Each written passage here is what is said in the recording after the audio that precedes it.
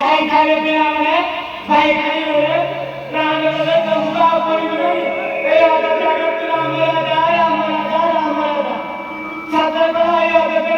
আমরা যাবো নাই এই মন খারাপ হইলো তো অত পাই খাটি দিল নাই আমো সর্বপ্রথমে তোমার 14 বছর বনবাস দিব এই আদত সিংহাসনে ভারত করতে হবে যাই দেখে আছে এই আদত সিংহাসনে সকালে করে ঘুরি বলছি সকালে পারি করো